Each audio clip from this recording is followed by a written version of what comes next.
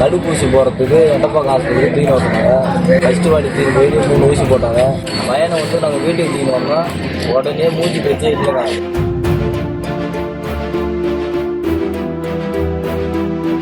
Doctor இல்லாத காரணத்தினால என் பையன் வந்து இன்னைக்கு இறந்துட்டான்.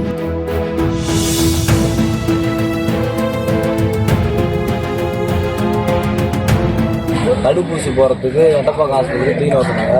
ஃபஸ்ட்டு வாடி தூக்கி போய் 3 ஊசி போட்டாங்க. உடம்பு வந்து ஜுரம் அடிக்குன்னு சொன்னாங்க. அதனால சரி பரவாயில்ல நாங்கள் வந்து வச்சு பார்த்துக்கலாம், ஜுரம் அடிச்சுங்க. 2வது வாட்டி வந்து 29 நாள்லேயே வந்து திரும்பி வந்து ஊசி போட சொன்னாங்க. திரும்பி நாங்கள் வந்து ஊசி போட 5ஆம் தேதி 4ஆம் தேதி எடுத்து போயிட்டு ஊசி போட்டாங்க. 5ஆம் தேதி என்ன ஆகி போச்சுன்னா என் பையனுக்கு வந்து ரொம்ப உடம்பு சரியாமல் ஆகி போச்சு.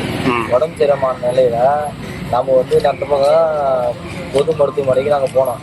அங்கே போனதுக்கு என்ன சொன்னாங்க, பையன் வந்து நல்லா இருக்கிறான், ஒன்றும் பிரச்சனை இல்லை, நீங்கள் இட்டு போய் தூங்க வைங்க, இதுமாரி ஊசி போட்டால் இப்படி தான் காமிக்கும், நீங்கள் வந்து பயப்படாதீங்கன்னு சொல்லிட்டு அனுப்பிச்சி விட்டாங்க.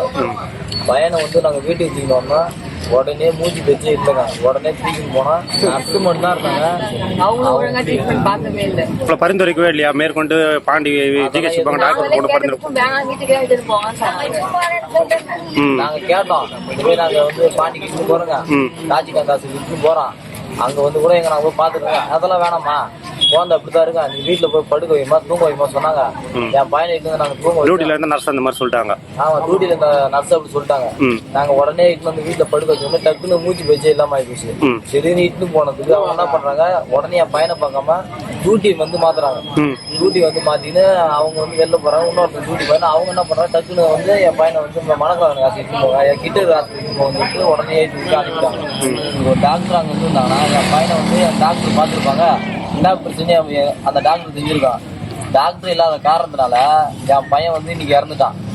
நாங்கள் வந்து மணக்குளா விநாயகர் போகிற டைமில் என் பையனுக்கு வந்து மூச்சு பேச்சு இல்லாமல் என்ன தெரியாமல் அவனும் இறந்துட்டாங்க. இதுக்கு வந்து முக்கிய காரணம் வந்து அங்கே டாக்டர் இல்லாமல் போன ஒரே காரணம் மட்டும்தாங்க. இரவு மட்டும் இல்லைங்க, மதியான நேரத்துலேயும் டாக்டர் இல்லைங்க. எந்த டைமில் போனாலும் டாக்டர் இல்லை. நாங்கள் என்ன தாங்க பண்ணுறது, எதுக்காக அந்த ஒரு கவர்மெண்ட் ஹாஸ்பிட்டல் நாங்கள் சுற்றி வர இவ்வளோ கிராமத்தில் இவ்வளோ பேர் இருக்கிறோம். ஒரு டாக்டர் வந்து இருக்கிறாங்க, வந்து 11 மணிக்கெல்லாம் வீட்டுக்கு போயிடறாங்க. அதுக்கப்புறம் வெறும் நர்ஸாக தான் இருக்கிறாங்க. இதுக்கான ஒரு தீர்வே கிடைக்க மாட்டேங்க. எங்களுக்கு வந்து இதோட குழந்தைங்க வந்து என் சுற்று வட்டாரம் 3ஆவது குழந்தை இறந்து போச்சுங்க. இதோட என் குழந்தை சேர்த்து இதோட 3ஆவது குழந்தை இறந்து போச்சுங்க. இதுக்கான தீர்வு வந்து இந்த அரசாங்கம் கொடுத்து இந்த மக்களுக்காக எங்களுக்காக ஒரு ஹெல்ப் பண்ணுங்க. வேண்டிய கையெழுத்து வேண்டுகோள். பிளே ஸ்டோர் மற்றும் ஆப் ஸ்டோரில் இருந்து பாலிமர் செயலியை QR கோடு மூலம் பதிவிறக்கம் செய்யுங்கள். செய்திகளை உடனுக்குடன் பெறுங்கள்.